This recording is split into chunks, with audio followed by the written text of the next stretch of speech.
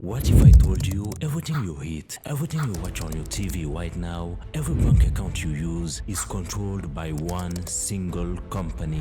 BlackRock is a company worth half of the United States GDP. This company's power goes beyond just its sheer size. The firm has the ability to sway markets, influence corporate decision-making, and shape public policy. Its CEO, Larry Fink, is a frequent advisor to world leaders, and the company's investment decisions can have far-reaching consequences for economies and societies around the world. But with great power comes great responsibility, and BlackRock's immense influence has not gone unnoticed. Critics warn of the dangers of a single entity wielding such immense power, raising questions about transparency, accountability, and the role of corporations in our society. Recently, French protesters against Macron's pension reform invaded BlackRock's headquarters in Paris. But why is there so much distrust from the French towards this discreet company? What is the relationship between this company and the French people's pension? Why a man as mysterious as Larry Fink is received by Macron at the Elysee? After watching this video, you will understand why BlackRock scares so many people and why this company wants you to know nothing about them. But to get a better understanding of BlackRock, we first need to know more about this enigmatic Larry Fink, the man who in just 30 years has transformed a small investment firm into the most powerful company to ever exist in human history. Fink was born in Los Angeles in 1952 to a father who was a shoe salesman and a mother who was a teacher. He attended the University of California, Los Angeles, where he earned a degree in political science before going on to earn an MBA in real estate from the UCLA Anderson School of Management in 1976. He got started in Wall Street at age 23 in the company First Bolton as a financial analyst. His efforts were quickly noticed by upper management and he began training for the position of Chief Executive Officer. 3 years after starting at First Bolton, he was appointed head of generating and creating mortgage-backed securities. He helped develop the debt securitization market, where loans for your credit card, your car, mortgage will be grouped together and sold in pieces to other investors. Larry, as a power-hungry smart guy, was hiding his game very well because he perfectly knew that this system was doomed to collapse. But it is much later that he will benefit from it. Mr. Fink generated $1 billion in revenue for First Bolton. His status on Wall Street was akin to that of a deity. One of the largest deals he worked on involves the securitization of GMC vehicle loans for $4.6 billion.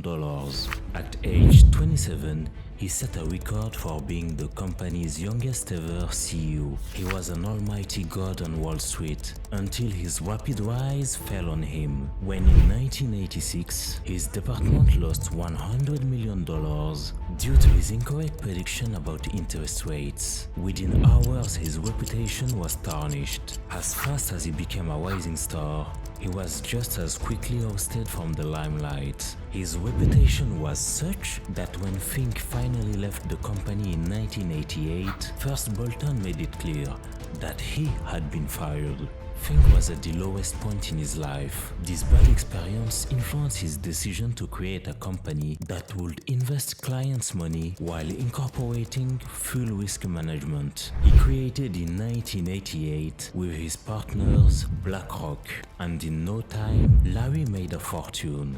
In 5 years, BlackRock went from a value of $5 million to $8 billion. BlackRock is an investment company. Let's say that you want to invest money, but you don't know where, and you don't necessarily have time to devote to it. You will turn to an investment company that will take care of investing for you, make your money grow, and limit the risk of losses. The beginnings of this company resemble the series House of Cards. Larry Fink, greedy for power, owner wants the biggest share of the cake.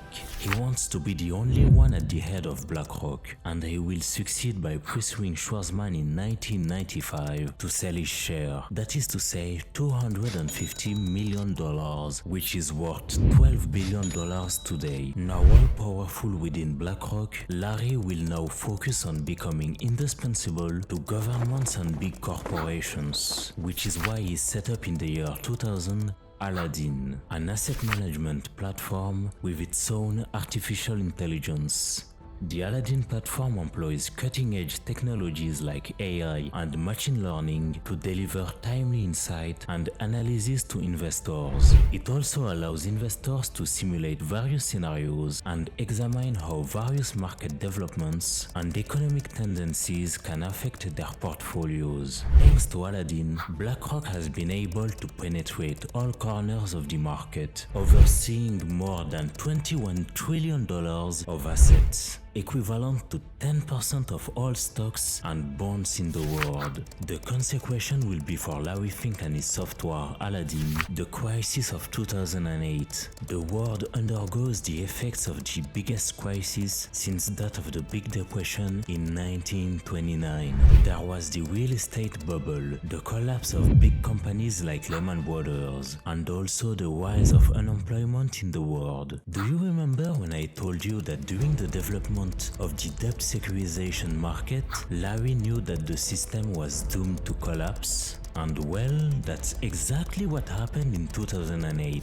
Larry was rubbing his hands because for him, this crisis was the perfect opportunity to satisfy his thirst for power. Guess who the government called when Wall Street suffered and needed a bailout during this crisis? They called a guy with a degree in political science, the only guy who can connect the worlds of finance and politics, Larry Fink. The man who created the tool that led to the crisis, and also the guy that America called in to do the job. What triggered the crisis, and Larry knew it very well, is the fact that investors have granted mortgages without being too careful. The problem is that in case of default of borrowers, investors can suffer significant losses. All those investors did not realize the danger of this situation. BlackRock's emphasis on risk management is everything except a coincidence. Thanks to Larry's relationship with Treasury Secretary Geithner, BlackRock was awarded a large contract to manage the assets of several banks that collapsed. During the crisis, BlackRock took advantage of the money it earned and bought up a lot of real estate in America and even in Europe, so that new residents would become BlackRock tenants. And by making so many acquisitions, BlackRock drove up the price of real estate, making it even more difficult for poor people and individuals to access property. Fast forward to 2020 with the COVID crisis, and BlackRock is back again in the spotlight. It would become in August 2020 the first foreign company to be allowed by China to invest in Chinese companies. But most importantly, BlackRock has an empire. It has shares literally everywhere, in the media, in the movie industry, in the energy sector, in the technology sector, in banks. With all these investments in the media, Larry Fink literally controls the information. BlackRock owns and controls numerous media outlets, 18% of Fox, 16% of CBS, and 13% of Comcast, which owns NBC, MSNBC, CNBC, and Sky. BlackRock also owns 12% of Disney. The big stakes in these media companies give it considerable say in how they are run, and the companies must seek its input before making any major policy changes. For example, Tucker Carlson, who was the Fox News star and the most watched cable news host, has been fired. According to Forbes, he may have been fired for talking too much about BlackRock and its powerful empire. His continuous attacks on the ESG agenda promoted by the United Nations and BlackRock have cost him his position. By the way, BlackRock has expanded its sphere of influence to include major players in the technology sector, including Google, Netflix, Facebook, Amazon, and many more. They own 90% of the media, and you will soon realize why all these companies are so woke and share pretty much the same political views. Larry Fink has set up one of the most evil tools to bring all companies in line. In 2018, he sends a message to all of his clients.